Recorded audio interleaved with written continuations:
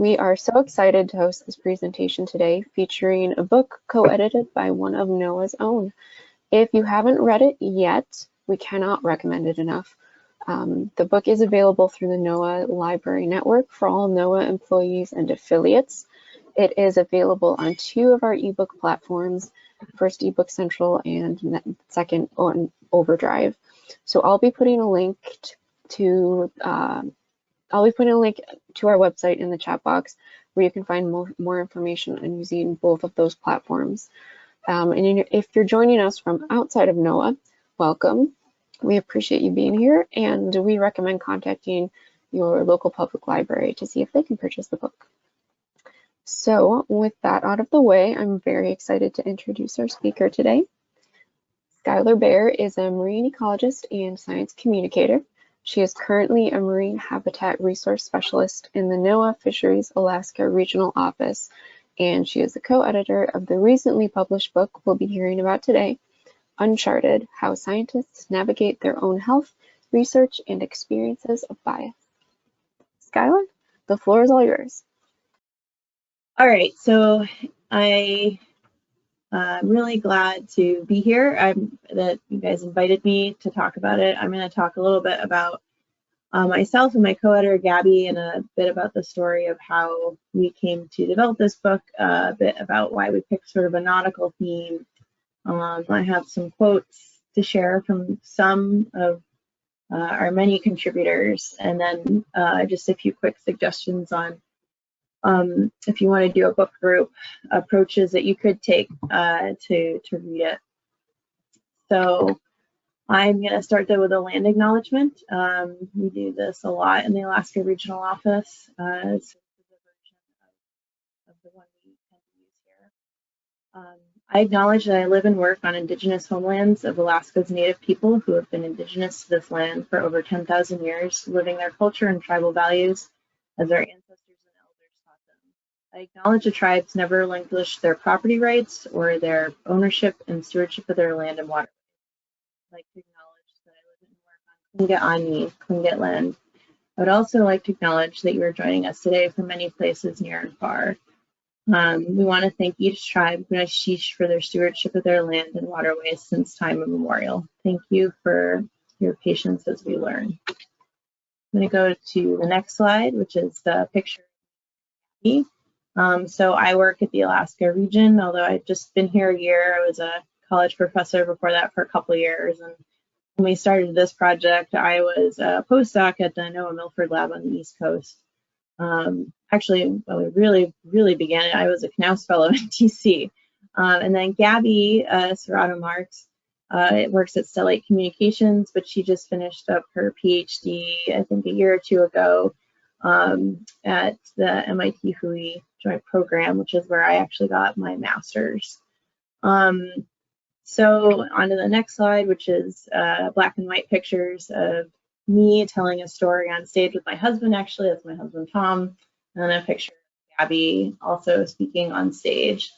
The reason why we got together is I told a story at a Story Collider Producers Retreat, and for those that don't know the Story Collider, it's a nonprofit dedicated to sharing personal stories about science and humanizing science, to show that science is in all our lives, and stories are a great way of sharing that, which I'll get to more in a minute. But I told a story about basically how my heart condition that I have, which I'm happy to answer more questions about later, but I tell you briefly about it in a minute, how it really affected my graduate school experience, especially doing field work on the coast of Maine. And the executive director of Story Collider, Aaron Barker, who's also a friend of mine, said, you know, this is a really great story, and it reminds me of another story I heard recently from Gabi Serrato-Marx about how her disease was affecting her ability to do cave research field work. And she's like, you guys should really get together and do something. You know, there are these great stories and they seem really important. So I wrote to Gabi and I said, hey, and I didn't know her beforehand. I said, hey, you know, this is what Aaron thinks. Maybe we should like get a lot of stories together and do a project or a book or something. And she's like, yeah, I think that's a great idea. Neither of us knew how to write a book, but we got started anyway. So next slide. And just to go back a little bit about how I fell into what I call the storytelling sea. And so there's a picture on this slide of me on a dive boat. It's a selfie, probably pretty obvious there, with some dive flags. And then there's a picture of me from a storytelling show actually in Washington, D.C. from a couple years ago. When I was in graduate school, my early years, a couple things happened that really rocked my world. One was that I had gotten a diagnosis called polymorphic arrhythmia of my heart, which just means many form arrhythmia, which required the insertion of an implantable cardioverter device. Basically, someone might think of it as a pacemaker, although it has more jobs than that. And it's wired to my heart directly, and it fundamentally ended my scuba diving career, which was really hard because I was doing my PhD in a scuba diving lab. So I became pretty much just surface support, but there was always, some tension and feelings of not being good enough because I just simply couldn't dive because of my medical condition. I wanted to, though.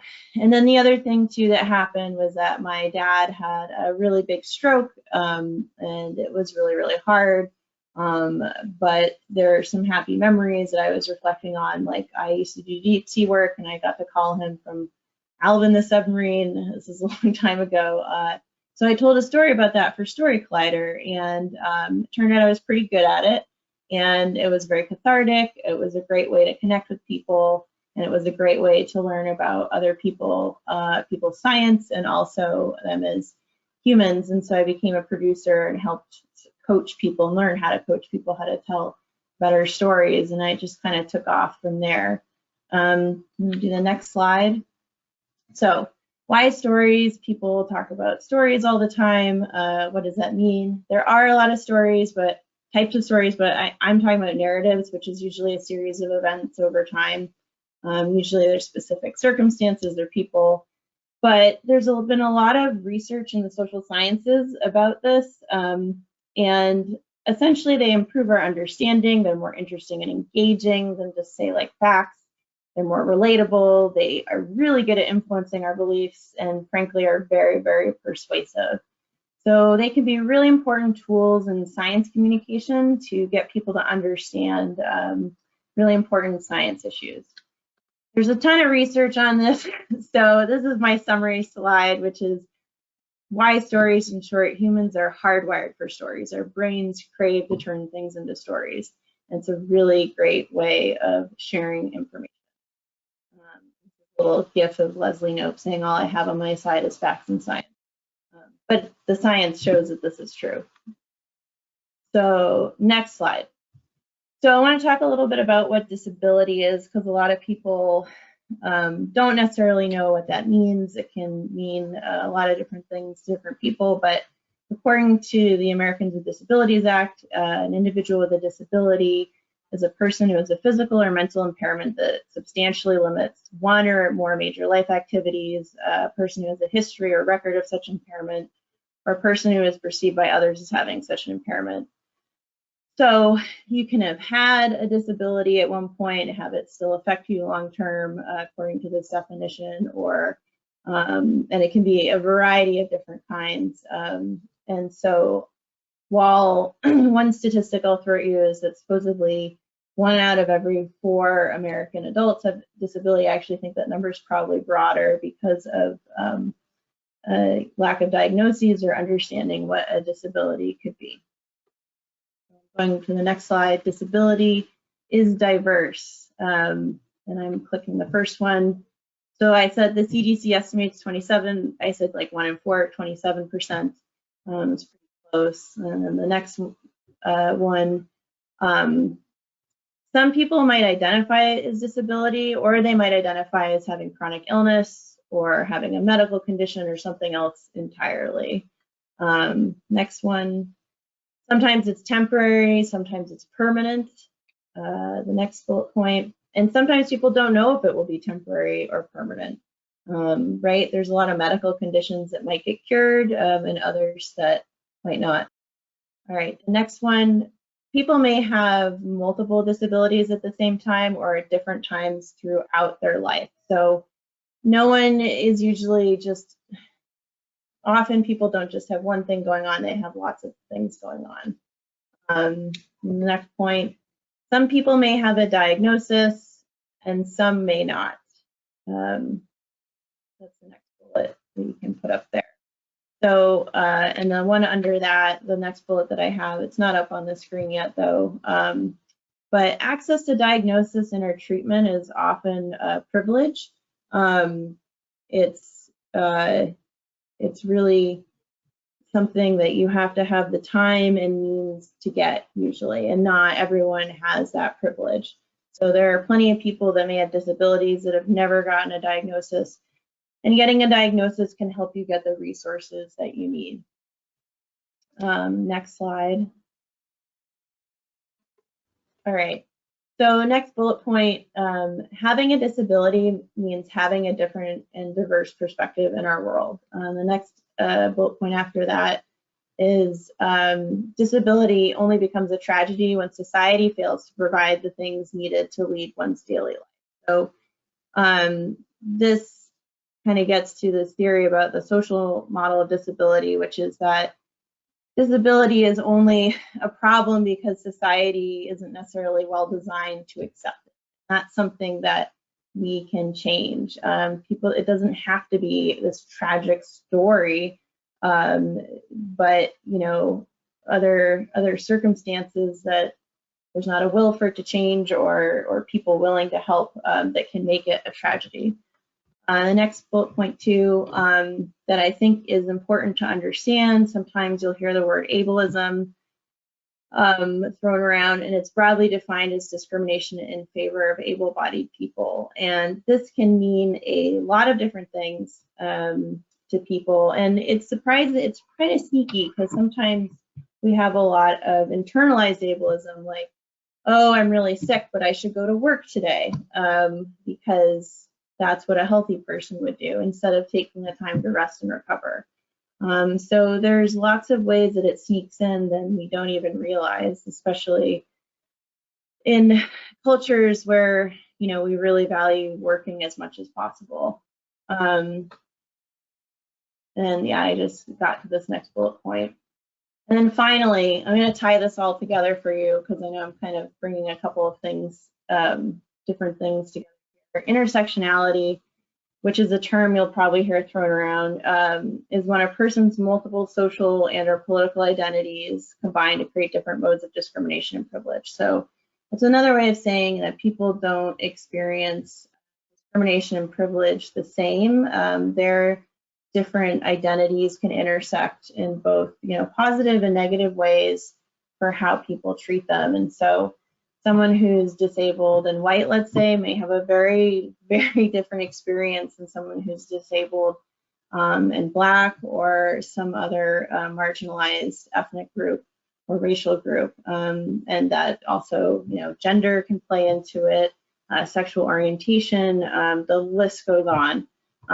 So not everyone's going to have the same experience.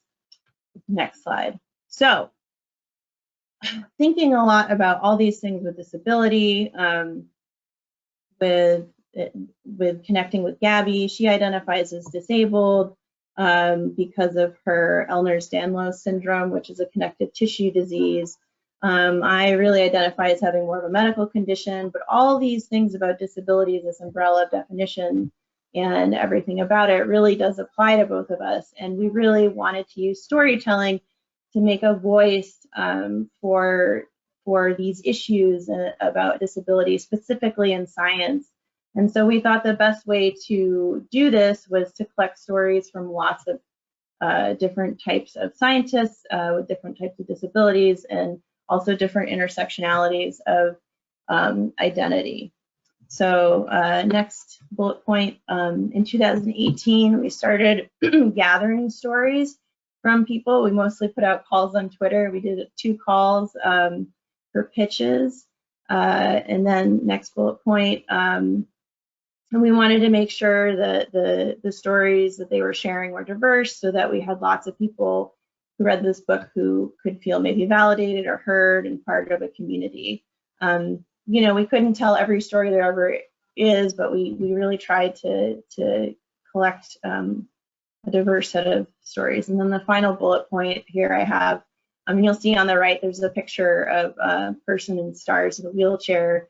And it says, our disabilities have made us better scientists, but only because we have access to healthcare, emotional support, and institutional backing.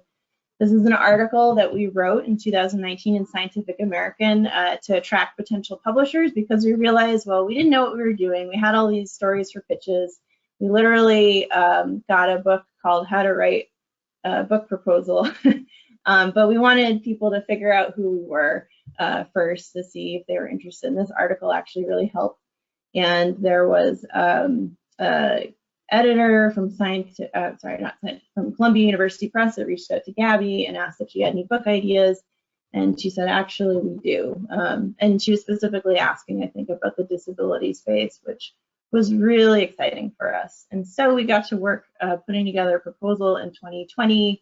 It was reviewed by the board at Columbia University Press, and they approved us to write this book, and we signed a contract. And then it took about probably like 2.5 years to get it all together and published after that.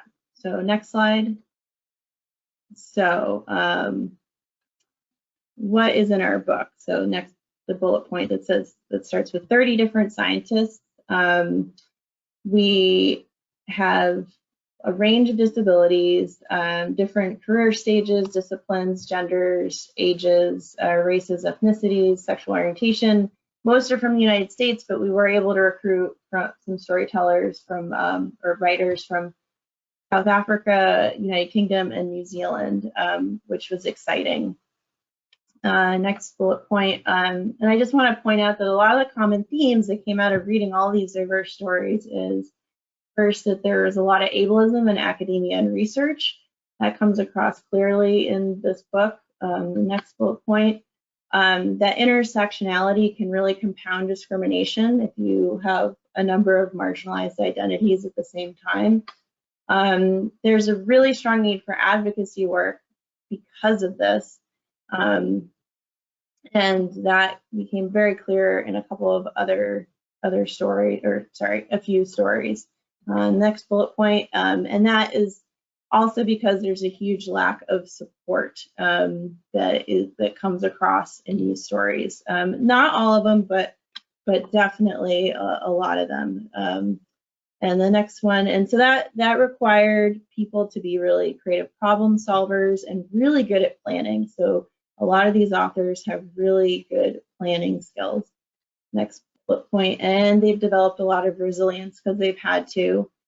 That's not to say that everyone has stuck around in the field of science. A lot of our contributors are actually quite young because it was hard to find people who were further along in their career with disabilities that wanted to share a story. But yeah, resilience is a common theme. And then the next point here is there's also a lot of exhaustion, though, of fighting against an unsupportive system. And then there are stories of success with support, which really is encouraging to see. And then finally, there's a lot of loneliness that comes through. Not all the stories are like that, but it's definitely a common. All right, so next slide. So we have all these stories, and then we had to figure out how we wanted to organize them and why we picked the title Uncharted to help us figure out how to organize this book. So Uncharted is a word that came to mind when we were thinking about scientific discovery, which both Gabi and I were familiar with, and journeys of health. And both Gabi and I had spent time on ships. I did SEA semester and a couple of research cruises earlier in my career, and she had done, I think, the Mystic Williams program before she went more into cave research. And we thought about the word chart, and it's used in navigation, science, and medicine. And so to be uncharted is to be off the map in the navigation sense, excluded from data in the science sense, or not accounted for in healthcare. So we thought that was an appropriate word for talking about disabilities in science. And so, next slide, we decided to use that word and think about how a lot of our journeys in this world, or especially with medical issues, is like being on a ship going on an uncharted path across the ocean. You don't know where the sea monsters are going to be. Not quite sure what is going to happen next, but you got to keep going. And so we decided that there'd be 6 stages of maybe a nautical journey, and that's how we organize these stories. And so the first theme is getting underway. A lot of these stories are about getting started in science, or sort of getting started with figuring out disability in science. The next is between the devil and the deep blue sea, and a lot of these stories are about feeling like they're kind of stuck, that things might not be moving very quickly, but they're trying to make peace potentially with their conditions. But yeah, there's generally like a darker section. But rallying the crew, these stories tend to have common themes of having other people helping out and that support being really important. In the heart of the Maelstrom, these stories tend to focus on really particular events that are really intense or scary. And a maelstrom is like a really bad storm for those that don't know. Reflections in the water is sort of like reflecting on past experiences. People tend to be in a different place in this section than some of the others, where it's like after the fact and they're kind of reflecting on everything they've been through, or in some cases have thoughts on things like the social model of disability. Glenn Everett has a chapter on that. And finally, I Am the Captain of My Ship is a section that is really about people sort of owning where they are in their life, and not about overcoming, but feeling like they've set their course and they have control or some idea of what they're doing. And I think one important part about this section and thinking about ships is like, it's not necessarily about overcoming the ship, it's about learning how to work with it. And that we think is a common theme in that section. Next slide. So there's a lot of text on this slide, but this is every chapter title and the author for these sections. I just wanted to give you an idea of how many different people there are. 2 of these chapters are by Gabi and myself, but there's a lot here. But I picked a couple of quotes from one author from each section. The other great thing about this book is that when we were looking for funding to pay our contributors, we were given extra money to hire an illustrator, Tiffany Chen, to do portraits of all the writers for this. So next slide. From Getting Underway, the first chapter is from Mpo Kadagi, who's from South Africa. And his chapter is titled Rolling to Freedom, which is really about how important it was for him to get a wheelchair from his school as a kid when his legs started not working from a progressive disease that he was diagnosed with. So the quote that I thought was really powerful from this chapter is, "You see, this wheelchair would completely change my life. I would never have to worry about which foot to move forward, how to move it, how I should position my crutch to make sure I didn't find myself on the ground, and all the involuntary movements my peers didn't think twice about. This wheelchair meant I could focus on other aspects of my life, such as how to improve my performance at school." So it's a really great chapter. He actually recorded a version of that story for the Story Collider podcast that came out recently as well. From Between the Devil and the Deep Blue Sea, Faraha Asani, who lives in the UK, her chapter is Hope is My Anchor, and she has some mental illness that she discusses in the chapter that she learns to sort of work with while while she goes through a number of hard events during her life as a scientist. Perhaps one of the most important sparks of hope has come from the self-acceptance that my mind just functions the way it does, and I choose to hold space for myself and my imperfections. Hope is my anchor. I actively search for sparks of hope and collect them. I find these sparks in many different places: community, faith, and prayer, activism, family. I gather these ravenously and hold onto them through the storms. Rallying the crew. This is perhaps one of my favorite chapters in the whole book. Chapter 11, The Place I Rest by Alma Schrag. Alma is a field biologist who is deaf, and so she's had to deal with a lot of challenges, actually more in the conference world than the field world, in communicating and getting the access that she needs to understanding what's going on and communicating with other people. And this little section I want to read is about reflections in her fieldwork. A slow osmosis seems to happen when I live and work in a small group of 6 people or fewer, particularly in remote places.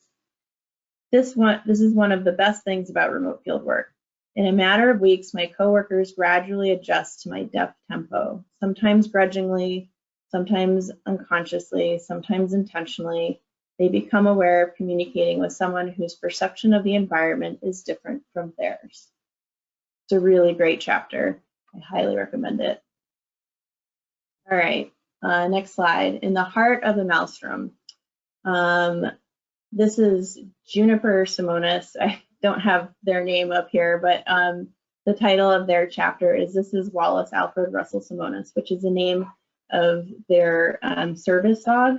They have a number of mental health conditions that really require them to have Wallace, and they do a lot of research on the influence of chemicals on the environment, toxic chemicals, and during some of the protests in 2020 in Portland, they were going in and collecting research data on a lot of the gas bombs that were being thrown into groups of protesters by the police. But when they had to go and do this, they had to leave Wallace in the car.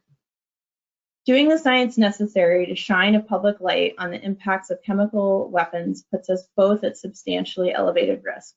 Working without Wallace by my side meant that I had a high risk of dissociating or having a severe anxiety attack that could render me incapable of keeping myself safe at a time when safety was paramount, and leaving Wallace alone made him vulnerable to being attacked and hurt by police. It's a really intense chapter, but I love dogs, and I love this chapter. And I actually got to meet Wallace in Portland last month at a conference.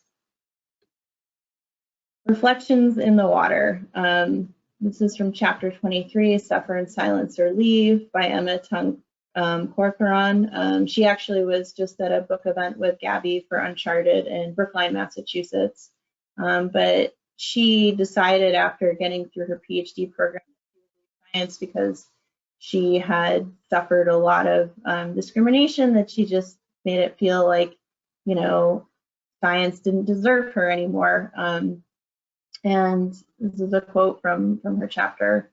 I'm not lazy for taking the elevator instead of the stairs. I'm not unsociable because I refuse to attend inaccessible events. And I'm not unmotivated because I take time off to rest and recover from an inaccessible environment that the administration refuses to change.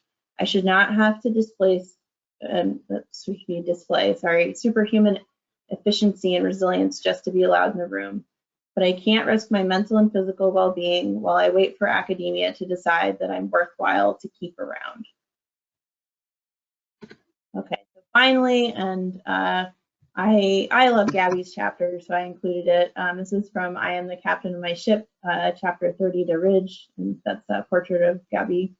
And this is a story about her being on this ridge in this cave with this huge drop off, doing field work. And this is way after her diagnosis and her working on dealing with her Ehlers-Danlos syndrome.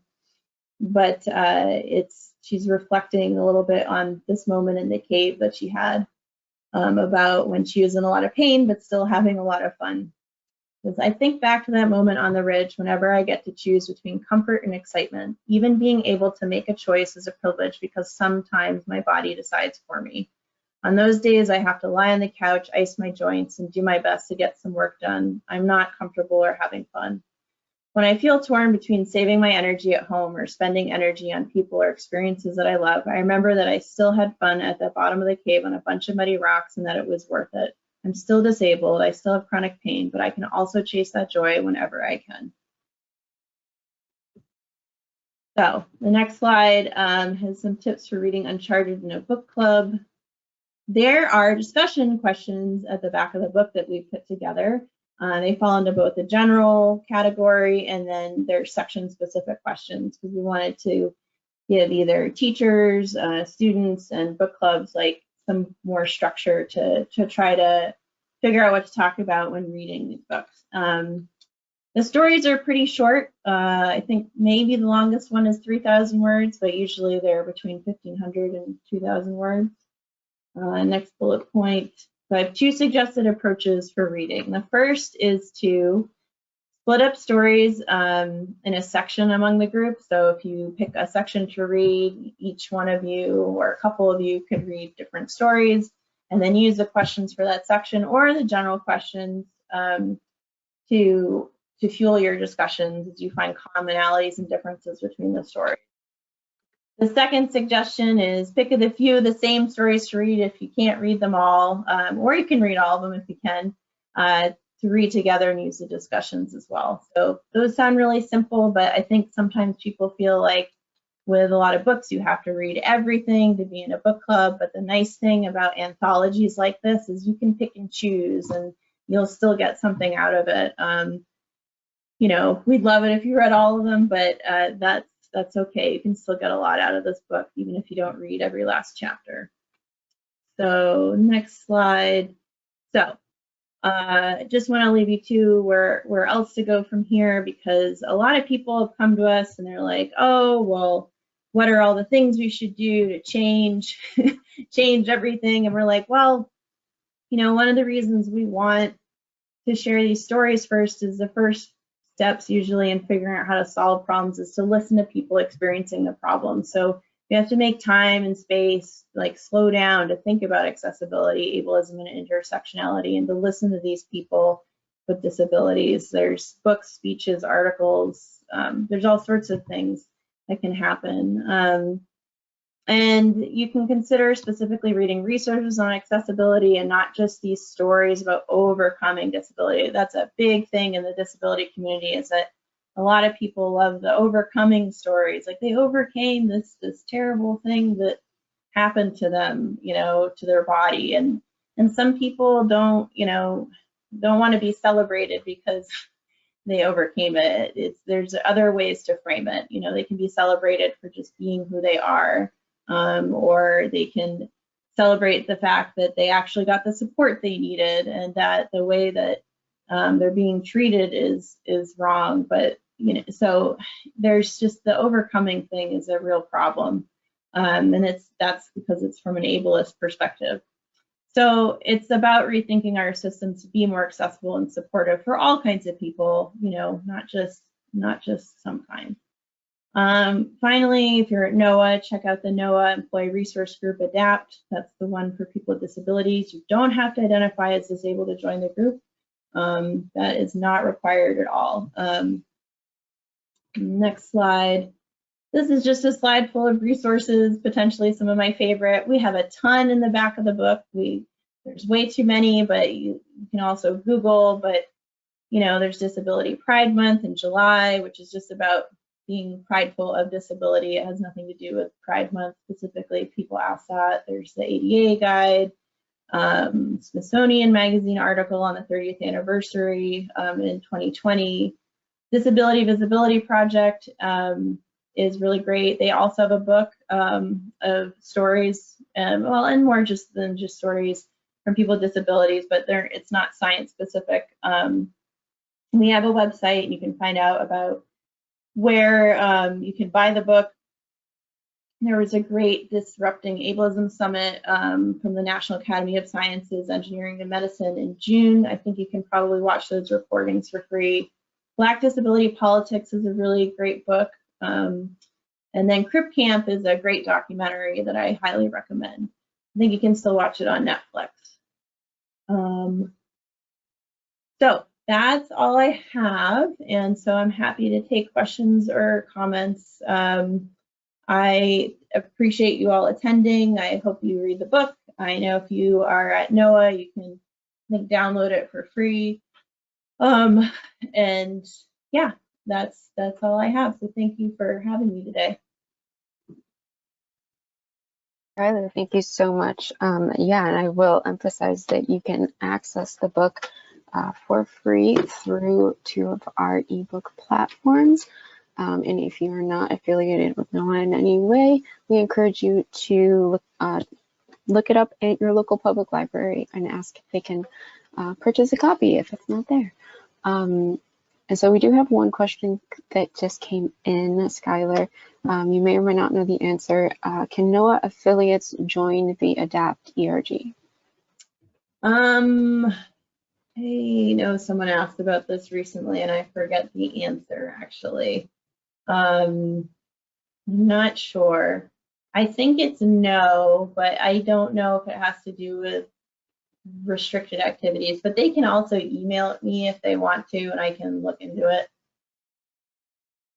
Okay, awesome. Yeah, maybe something that needs to be looked into with your core or something more with your supervisor.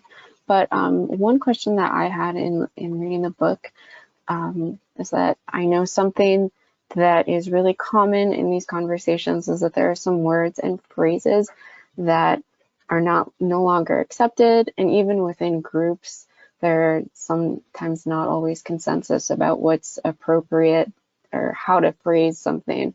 And I'm just wondering if you encountered that in your book at all as you guys were editing, if there was any sort of discussion on that and what it looked like.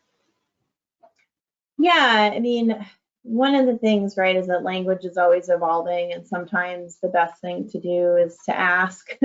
And disability is really, really diverse. So some people don't want to be called disabled, and other people do.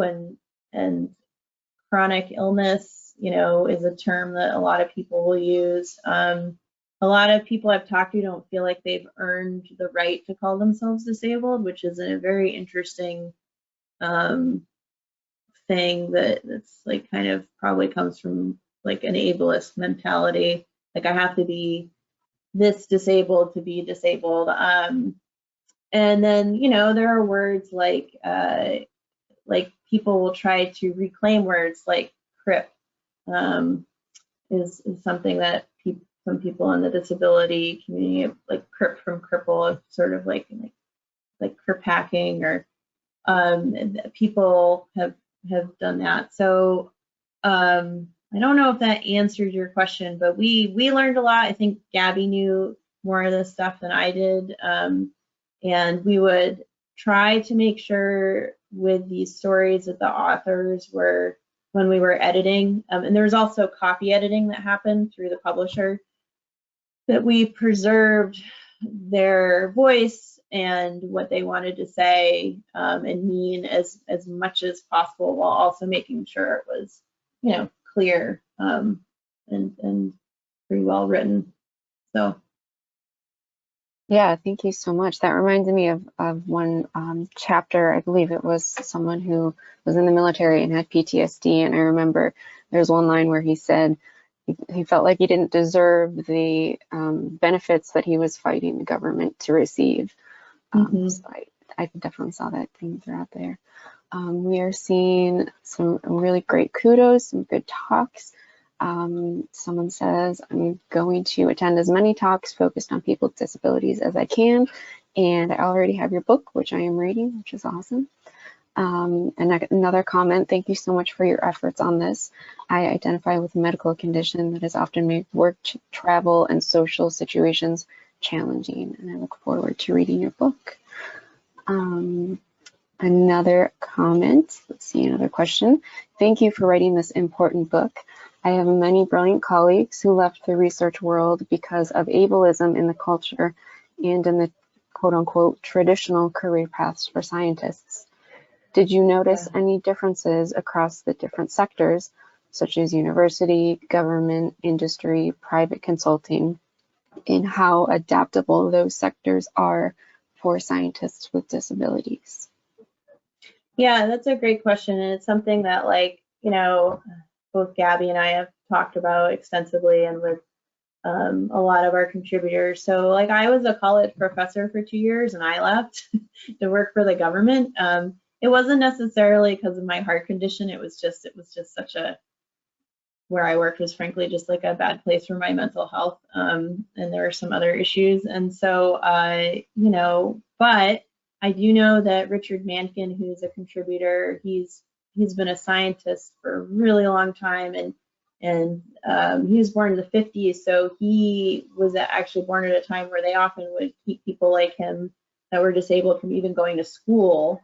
But he was really lucky with his parents to make sure that he didn't just end up at home not learning anything. But he joined, or he got a job at the government because he knew that he would have better, you know, access and rights, and, you know, better than anywhere else at the time. And then I know that a couple of our contributors, like Juniper, they started their own business so that they could work it around their needs and their condition. And then, you know, Gabi works at Stellat Communications, which is a private science communication consulting, I think, firm or group, and that works best for her condition. But even though she did all this research on caves and everything, she decided to leave academia as well. And I don't know, I can't speak for her, but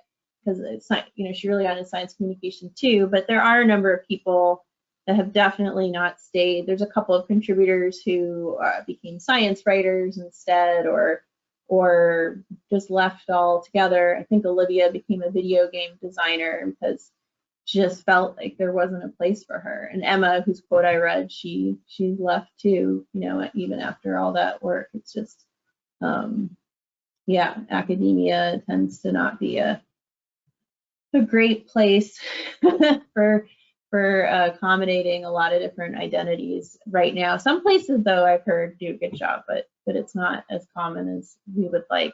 And then certain research sectors, I'm sure, are also difficult. I don't know as much about other ones, but all of us, if you're getting advanced degrees, have to go through this academia gauntlet to get the degrees. So that's partly why there's a lot of focus on it, I think, in this book. Yeah, thank you so much. And related to that, I know there was a chapter, there was an essay, I can't remember which one it was. It might have actually been yours. Someone had talked about how it was extra frustrating not having an answer because they're kind of primed for, as being a scientist, looking for an answer and finding a solution to figure out what's wrong. And I'm wondering if there's anything specific that you think is really, I don't know, common amongst this group of scientists that can make having these unexplainable disabilities or illnesses even more frustrating. Yeah, I think that was probably Olivia's chapter, Heidi Collins, but there might have been others too, because that's a very common thing that happens, especially with like immunocompromised conditions, or, you know, I'm trying to remember the name of it, but those things that are conditions that are similar to like long COVID, frankly, just getting answers about these things and not knowing, you know, and a lot of the time, the stories I've heard are from women. They're not the only ones that experience it, but there tends to be in medicine, you know, discrimination against women, like not necessarily believing what they're saying is true. There's documented stories about this in recent years and articles published about this, like, and so people can feel like they're also just going that they're mentally unstable and it's all in their head and that's why they're tired all the time and it has nothing to do with anything else. And when you probably cross that with being a scientist too, it can be extra frustrating because like you're training to have your job be to like figure out mysteries with data. And I think it can be easier to deal with that when you're dealing with maybe an issue that's not you, that's just some data on a piece of paper that you've collected from something that's not a human maybe, or it's not you anyway, and then you're having to deal with your own human mortality and information and trying to figure out how to help yourself. It's hard. So I don't know if that answers the question, but there's some reflections on that that comment.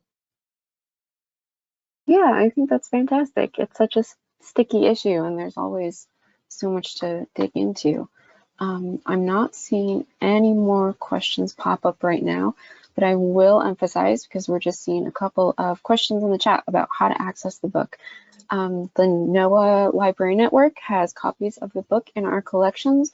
It's available on 2 different platforms. So it's available on the Overdrive platform and also the eBook Central platform. With Overdrive, you can make requests. I believe we have 2 copies of that. And there will be a short wait because they're both checked out because everyone's reading this right now. So if you go into Overdrive, you may have to wait a couple weeks. But on eBook Central, I just popped on there this morning and I was able to read it online there. So I am going to pop something into the chat. And it's just a link to our library's guide on using these ebook platforms. So if you have any issues accessing it, please let us know. The biggest tip is just to remember to be on VPN to access this book. But other than that, if you have any questions, please let us know. Please follow up with Skylar. And Skylar, thank you so much for being here with us today. This is a fantastic book. We're so happy to kind of prop it up and talk about this really important topic. And we're really grateful you took time out of your day to be here with us. Yeah, well, thank you for having me. And I'm really excited that everyone came and hopefully reads the book and inspires you to think more about this and do other things and just enjoy the stories. And we really love our contributors. They work so hard and we worked with them for years to make these stories. And so it's just so satisfying seeing them finally published and they deserve to be read. So thank you so much. I will absolutely second that. It was a fantastic read. I read it all in one sitting. So I highly recommend reading it. All right, well, everyone, thank you so much for being here today. And this recording will be available on our YouTube channel in about a day or 2 if you'd like to revisit anything. So thank you so much. I hope everyone has a good rest of your day.